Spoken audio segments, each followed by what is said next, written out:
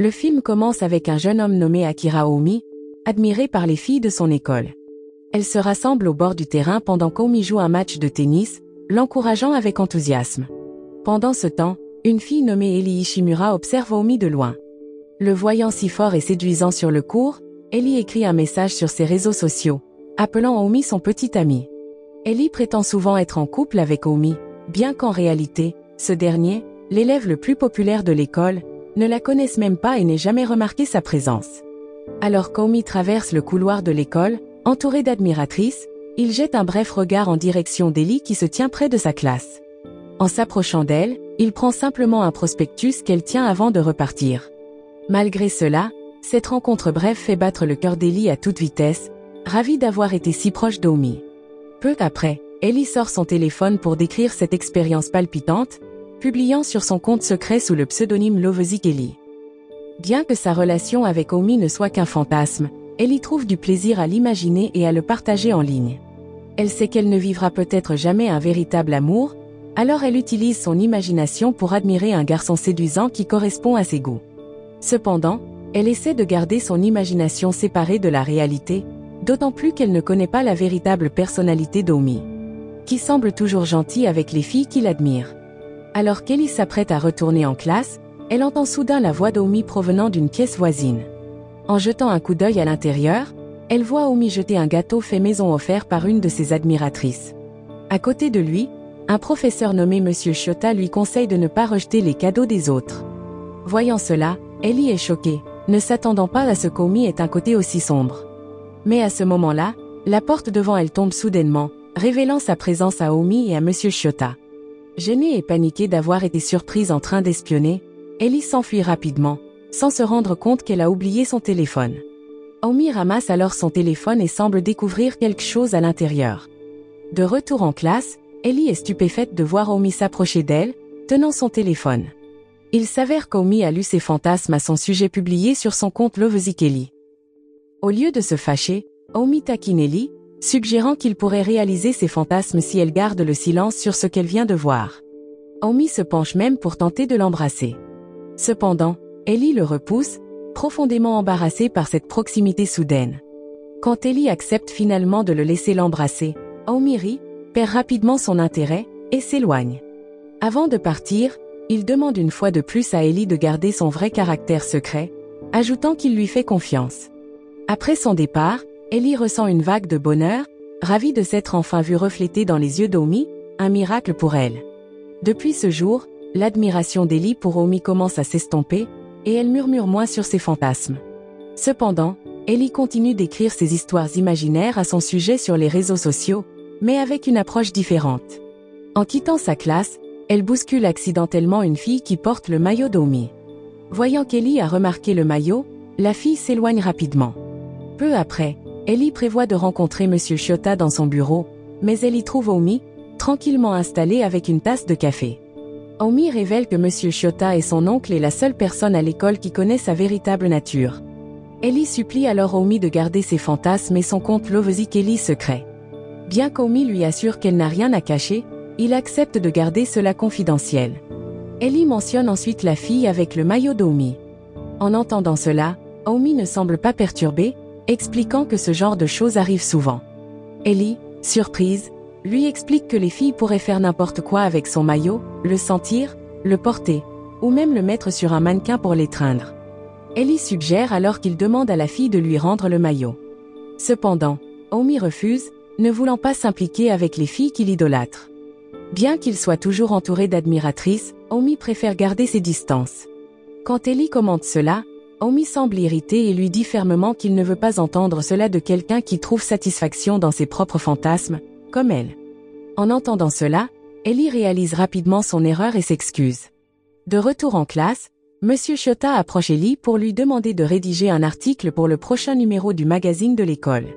Eli est surprise par cette demande, mais Monsieur Shota explique qu'Omi a mentionné ses talents d'écriture. Apparemment, Omi a été impressionnée par ce qu'elle a écrit sur son compte Lovezik Eli, et en a parlé à Monsieur Shota. Apprenant cela, Eli quitte soudainement Monsieur Shota pour retrouver la fille qui a pris le maillot d'Omi. Lorsqu'elle la trouve, Eli avoue qu'elle envie le courage de la fille d'avoir pris le maillot, contrairement à elle qui ne fait que fantasmer sur Omi. Sans qu'elle le sache, Omi la suit en secret et entend ses paroles. Ellie demande ensuite à la fille de rendre le maillot à Omi, expliquant que voler est un crime, peu importe la raison. Cependant, la fille refuse et s'éloigne rapidement. Ellie la suit jusqu'à l'escalier, mais trébuche sur ses lacets et tombe. Heureusement, Omi arrive à temps pour rattraper Ellie. Voyant Ellie dans les bras d'Omi, la fille lui demande de s'éloigner de lui. Ellie s'excuse rapidement, pensant que la fille est en colère contre elle pour avoir touché Omi. Contre toute attente, la fille montre de l'inquiétude pour Ellie et lui demande si elle s'est blessée. Elle rend ensuite le maillot à Omi, précisant qu'elle n'est pas l'une de ses fans. La fille explique qu'elle a simplement emprunté le maillot comme référence de taille pour coudre des vêtements, car Omi a une silhouette idéale. Il s'avère que cette fille a également ses propres fantasmes, mais différents. Elle rêve de devenir styliste et imagine créer diverses tenues pour son homme idéal. Ellie est impressionnée, tandis qu'Omi pense que la fille et Ellie partagent des similarités amusantes. Peu après, Omi dit vouloir récompenser Ellie pour avoir aidé à récupérer son maillot. Il propose de devenir son cher Omi, comme elle le décrit sur son compte. Mais Ellie refuse, expliquant qu'elle préfère qu'Omi reste lui-même, comme la personne qu'elle a rencontrée dans le bureau de Monsieur Shiota. En entendant cela, Omi pose son maillot sur la tête d'Ellie, couvrant son visage, et dépose doucement un baiser sur son front. Un peu plus tard, Omi demande à Ellie si elle souhaite sortir avec lui. Mais Ellie, trop choquée par cette question, ne répond pas à temps. Omi lui dit alors que son temps est écoulé. Il reprend son maillot et s'éloigne, laissant Ellie ravie d'avoir pu sentir le parfum d'Omi à travers son maillot, même si ce n'était que pour un instant. Dans les jours qui suivent, Ellie devient amie avec Sarah, la fille qui avait emprunté le maillot d'Omi quelques jours plus tôt. Non seulement avec Sarah, mais Ellie se lie également d'amitié avec Léo, l'ami d'enfance de Sarah, qui est aussi leur camarade de classe supérieure. À ce moment-là, Ellie raconte à Sarah qu'Omi lui a proposé un rendez-vous, mais Sarah pense qu'Omi joue juste avec les sentiments d'Ellie, car elle le considère comme un playboy. Par contre, Léo suggère qu'Omi pourrait être sérieux, expliquant qu'un homme ne proposerait pas un rendez-vous s'il n'avait pas de réels sentiments. Alors qu'Ellie s'apprête à quitter l'école, Omi l'attire soudainement derrière les casiers à chaussures et lui propose de rentrer chez eux ensemble. Cependant, Ellie doit refuser parce qu'elle a accepté de remplacer quelqu'un pour une tâche du comité d'embellissement. En entendant cela, Omi comprend immédiatement qu'Ellie s'est sentie obligée d'accepter et lui propose qu'ils rentrent ensemble le lendemain. Ellie, pensant qu'Omi se moque peut-être d'elle, lui dit alors qu'elle a déjà promis de rentrer avec Sarah. Déçue par ce refus, Omi s'éloigne. Voyant Omi l'air abattu, Ellie s'excuse rapidement, mais Omi la traite simplement de bête. Peu après, Ellie participe à une activité de plantation de fleurs pour embellir les terrains de l'école. Pendant l'événement, elle se perd dans ses pensées, imaginant des moments romantiques entre elle et Omi. Le lendemain, Ellie est vue en train de s'activer dans le bureau de Monsieur Shiota, impatiente de finir ses tâches à temps pour rentrer avec Omi. Pendant ce temps, Monsieur Shiota mentionne le tournoi sportif à venir, et Omi annonce qu'il participera en jouant au tennis. En entendant cela, Ellie est ravie à l'idée de voir Omi jouer et commence à fantasmer à son sujet. Omi remarque vite qu'Ellie est perdue dans ses pensées à son sujet, bien qu'elle le nie. Omi finit par partir, laissant Ellie déçue qu'ils ne rentrent pas ensemble. Le jour du tournoi sportif arrive enfin. Ellie participe à un match de tennis de table et se qualifie pour la finale. Sur le côté, Sarah l'encourage avec enthousiasme et informe Ellie qu'Omi s'est également qualifiée pour la finale en tennis. Pendant ce temps, alors qu'Omi se prépare pour son match final, il entend des personnes parler négativement de lui. Il s'avère que certains membres du club de tennis, jaloux de son talent, affirment qu'Omi gagne facilement grâce à ses capacités naturelles. Cela le rend triste et déçu, le poussant à quitter la zone. Sur les abords du court de tennis, Ellie attend avec impatience de voir Omi jouer. Elle a même préparé un cadeau pour lui, une serviette avec une broderie spéciale qu'elle a réalisée elle-même. Mais peu après, une fille annonce qu'Omi s'est retirée de la finale en raison d'une blessure. Les filles décident d'aller le voir à l'infirmerie, mais découvrent qu'il n'y est pas. En apprenant cela, Ellie se précipite dans le bureau de Monsieur Shiota et trouve Omi allongée sur le canapé. Ellie couvre alors Omi avec la serviette et commence à partir, mais elle fait tomber sa trousse, ce qui réveille Omi. Pensant qu'Omi est blessée, Ellie lui suggère d'aller à l'infirmerie, mais Omi refuse et révèle qu'il n'est pas blessé du tout. Omi explique qu'il a utilisé la blessure comme excuse pour se retirer de la finale. Il ajoute que personne ne se soucierait de son absence au match final. Mais Ellie n'est pas d'accord, disant que les filles tiennent beaucoup à lui et s'inquiètent vraiment. Omi répond qu'elles sont juste prises dans l'instant et que, même sans lui, elle trouverait un autre garçon à admirer. Il demande alors à Ellie de le laisser seul, mais elle perd patience et le traite de gamin gâté et puéril. Après le départ d'Ellie, Omi prend la serviette qu'elle lui a donnée et remarque avec surprise le message brodé dessus. Pendant ce temps, au match final, Ellie a du mal à se concentrer, perturbée par sa dispute avec Omi. Alors qu'elle attache ses lacets, elle entend les filles acclamer Omi, et elle le voit entrer dans le gymnase de l'école, portant la serviette qu'elle lui a offerte. Omi est venue pour encourager Ellie et lui demander de donner le meilleur d'elle-même en finale. Revigorée par son soutien, Ellie rattrape le score et termine à la 2e place. Malgré tout, elle est heureuse, surtout lorsque ses camarades la félicitent et la remercient pour ses efforts pour leur classe. Peu après, Ellie trouve Omi dans sa classe et s'excuse de lui avoir crié dessus. Elle lui exprime aussi sa tristesse en apprenant qu'il a décidé de se retirer de la finale, surtout qu'il donne toujours le meilleur de lui-même dans chaque compétition. En secret, Ellie a remarqué à quel point Omi prend soin de sa condition physique, en particulier de ses mains. Elle sait aussi à quel point il s'entraîne dur au tennis chaque soir jusqu'à en avoir les mains endolories. C'est pour cela qu'Ellie espère qu'il ne se poussera pas trop loin et qu'il prendra le temps de se reposer correctement. Alors qu'Ellie s'apprête à partir, Omi la serre soudainement dans ses bras par derrière. Gênée, Ellie le repousse et cache son visage dans la serviette. Juste au moment où Omi essaie de la convaincre de sortir, ils entendent des pas s'approcher. Alors ils se glissent sous la serviette avec Ellie pour se cacher. À cet instant, Omi avoue ses sentiments à Ellie, qui accepte avec joie, car elle l'aime aussi. Omi l'embrasse ensuite et lui demande de devenir sa petite amie. À partir de ce moment, Ellie et Omi commencent officiellement à sortir ensemble, mais ils décident de garder leur relation secrète. Ellie supporte patiemment qu'Omi garde ses distances, car il est toujours entouré de filles. Peu de temps après, Léo passe au bureau de Monsieur Shota pour rendre ses notes et croise Omi, qui lui demande des nouvelles d'Ellie. En tant qu'ami d'Ellie, Léo conseille à Omi de bien la traiter et d'être attentionnée. Après l'école, Omi attend Ellie près du parking à vélo et lui propose de rentrer ensemble. Omi l'invite alors chez lui, car ses parents rentreront tard ce soir-là. Ellie, à la fois excitée et nerveuse, se retrouve seule avec Omi dans sa chambre. Alors qu'Omi s'approche pour l'embrasser, il s'arrête en remarquant sa nervosité et s'excuse. Mais Ellie admet qu'elle est juste un peu timide. Pour le rassurer, Ellie se lève pour l'embrasser, mais finit par embrasser son cou par accident. En retour, Omi lui embrasse le cou de manière taquine, et ils en rient tous les deux. Un jour, alors qu'Omi se rend à l'école, il croise son ami du collège, Aoba, qui est également membre du club de tennis de leur école. Les filles qui accompagnent Aoba s'excitent en voyant Omi et essaient de l'approcher, mais Omi préfère s'éloigner. Pendant ce temps, à l'école, Ellie répond à un tweet d'un compte nommé Candy58, qui commente à quel point elle semble heureuse ces derniers temps. Alors qu'elle va déplacer des objets, Ellie trébuche sur ses lacets et tombe. Voyant cela, un jeune homme nommé Kaname intervient rapidement pour l'aider et remarque qu'elle s'est tordu la cheville. Kaname essaie de lui porter secours, mais Ellie le repousse lorsqu'il enlève soudainement sa chaussure. Kaname s'excuse, réalisant qu'il a peut-être dépassé les limites. Il partage alors avec Ellie qu'il essaie de résoudre un puzzle qu'il trouve impossible à compléter, ce qui le rend triste. Ellie lui répond que personne n'est parfait et que c'est pour cela que chacun a besoin des autres pour se compléter. Après le départ d'Ellie, Kaname sort son téléphone et voit un message du compte Lovezik Ellie. Il s'avère que Kaname est la personne derrière le compte Candy58, qui répond souvent aux tweets de Lovezik Ellie. En répondant au message, Kaname entend une notification et se rend compte qu'Ellie a oublié son téléphone. C'est alors qu'il découvre que la propriétaire du compte Lovezik Ellie qu'il suit depuis tout ce temps n'est autre qu'Ellie elle-même. Peu après, Monsieur Shota entre dans la classe d'Ellie pour recruter des membres pour le comité du festival culturel.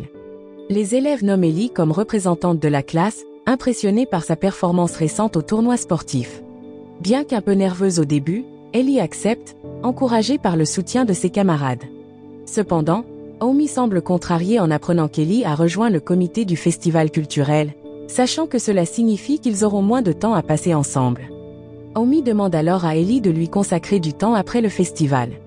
En entendant cela, Ellie se sent à la fois nerveuse et ravie, pensant qu'Omi souhaite passer des moments plus intimes avec elle.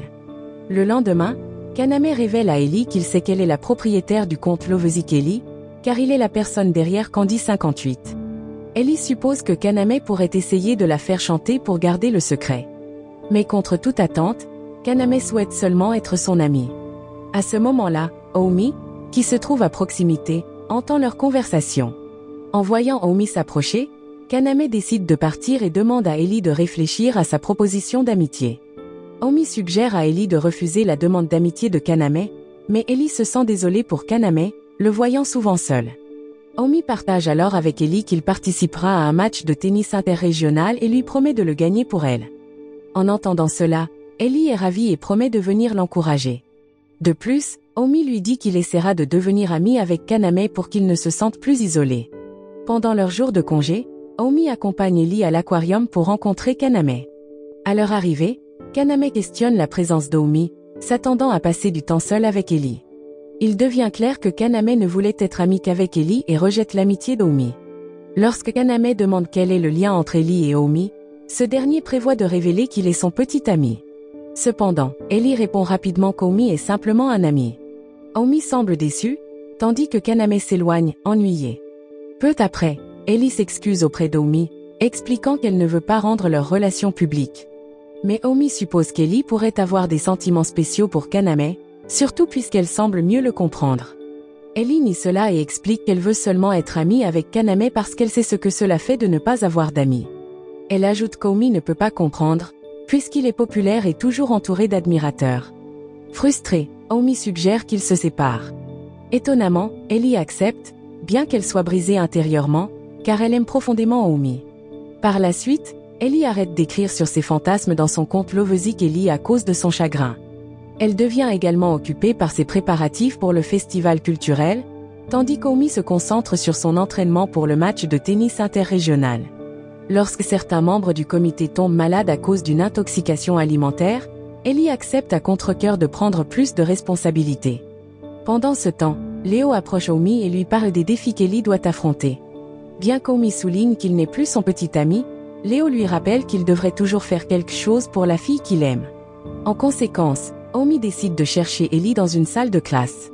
Mais à son arrivée, il voit Ellie en train de parler avec Kaname. Ellie partage que les gens l'ont souvent ignorée, ne remarquant même pas sa présence. Mais tout a changé quand Omi est entrée dans sa vie. Omi a été la première personne à vraiment remarquer sa présence à l'école, et son monde a changé instantanément grâce à lui. Pour cette raison, elle veut aussi faire une différence en aidant les autres, même si ses contributions semblent petites. En entendant cela, Kaname s'excuse auprès d'Ellie, disant qu'il n'avait jamais eu l'intention de causer du tort à elle ou à Omi. Kaname encourage ensuite Ellie à se réconcilier avec Omi, car il ne veut pas qu'elle soit triste. Ellie répond que Kaname est un ami cher pour elle. Pendant les moments où les réseaux sociaux étaient son seul refuge pour exprimer ses sentiments, il était un inconnu qui l'a vraiment comprise. En entendant cela, Kaname est touché et répond qu'il est reconnaissant que la personne derrière Lovezik Ellie soit Ellie Ishimura, sa camarade de classe. Il est également heureux de savoir que la véritable Lovezik Ellie existe dans le monde et l'a reconnue.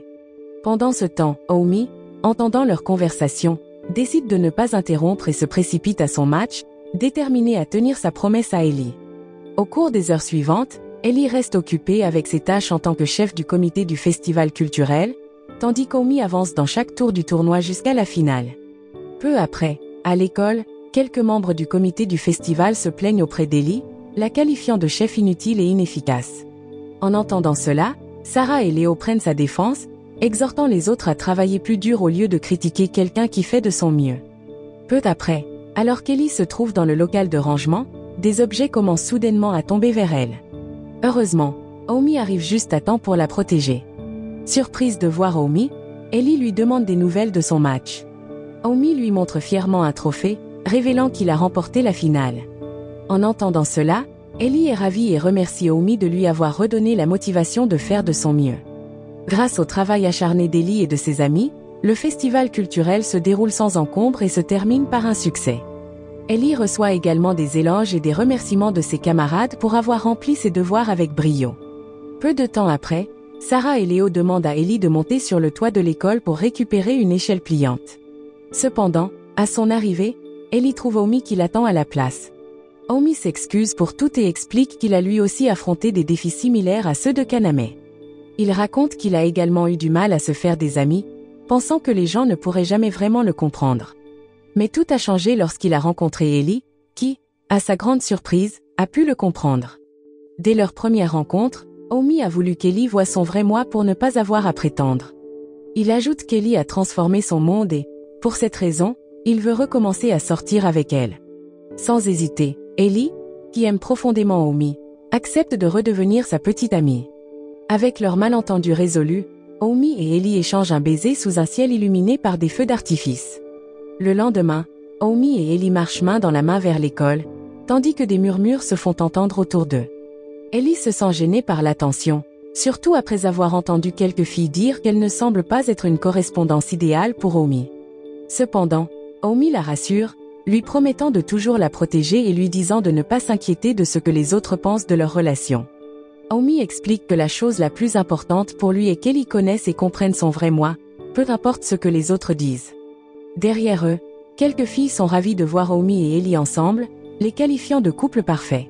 Pendant ce temps, Ellie est comblée de voir que ses fantasmes sont enfin devenus réalité. Cela ne l'empêche cependant pas d'écrire de nouveaux fantasmes sur son compte Lovesick Ellie. Heureusement, son petit ami comprend chacun d'eux et accepte de l'aider à les réaliser. Leçon morale de l'histoire, dire qu'une personne est votre petit ami sur les réseaux sociaux, c'est comme posséder une pierre de compagnie. Vous pourriez penser que c'est un véritable amour, mais ne soyez pas surpris si elle ne vous regarde jamais en retour.